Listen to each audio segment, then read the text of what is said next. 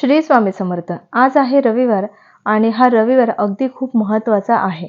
कारण की या रविवारी अष्टमी आलेले आहे. तसं तर नवरात्रीतले सर्वच दिवस अगदी खूपच महत्त्वाचे असतात.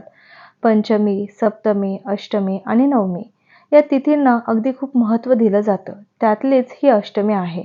अगदी खूप महत्त्वाची मानली जाते.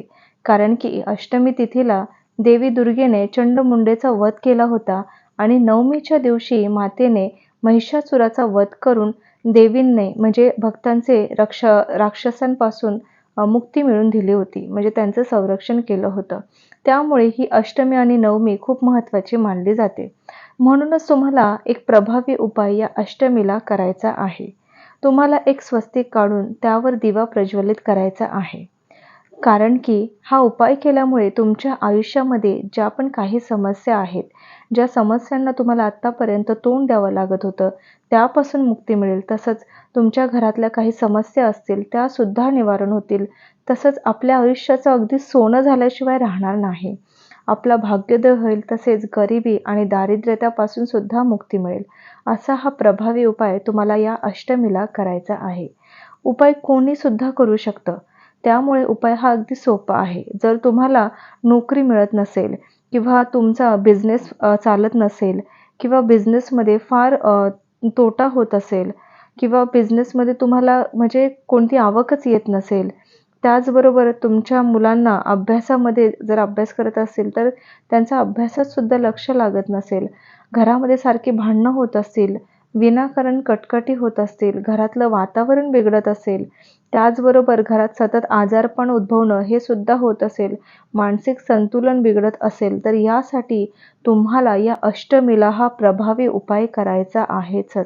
कारण की ही अष्टमी अगदी प्रभावशाली अष्टमी असल्यामुळे तुम्ही जो हा उपाय केल्यामुळे तो लवकरात लवकर सिद्ध होईल आणि माता लक्ष्मीचा सदैव तुमच्या कुटुंबियांवर त्याचबरोबर तुमच्यावर आशीर्वादसुद्धा प्राप्त होणार आहे.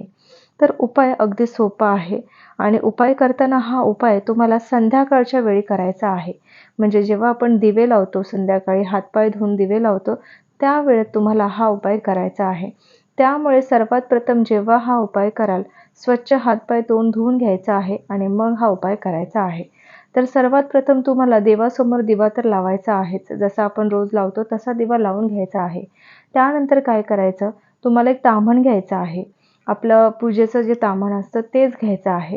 तर त्या ताम्हणामध्ये तुम्हाला म्हणजे स्वस्तिक काढायचं आहे.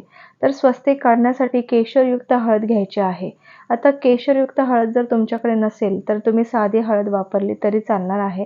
पण केशरयुक्त हळद ही स्वामी केंद्रामध्ये अवश्य तुम्हाला तिथे मिळेल. तर या हळदीमध्ये तुम्हाला थोडंसं पाणी घालून ह्या हळदीची पेस्ट तयार करून घ्यायची आहे. म्हणजे स्वस्तिक काढण्यापुरतीच तुम्हाला इथे हळद घ्यायची आहे आणि त्याची पेस्ट करायची आहे. आता ताम्हणामध्ये हे स्वस्तिक चांगलं काढून घ्यायचं आहे. अगदी मोठं स्वस्तिक काढून घ्यायचं आहे.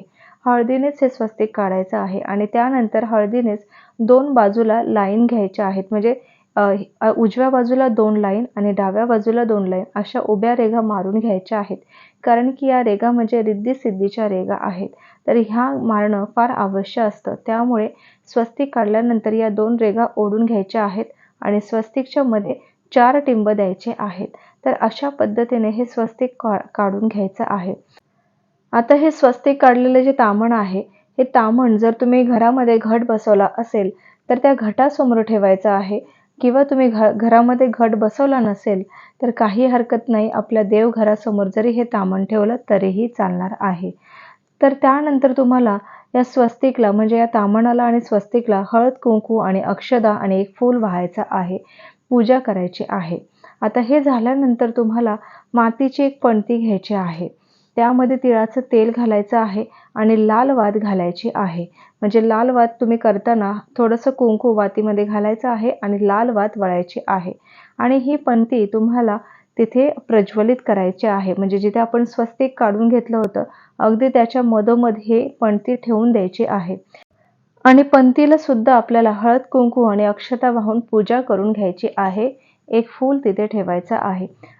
आता ही सगळी पूजा करून झाल्यानंतर तुमच्या ज्या काही इच्छा आहेत त्या तुम्हाला तिथे उभं राहून बोलायच्या आहेत.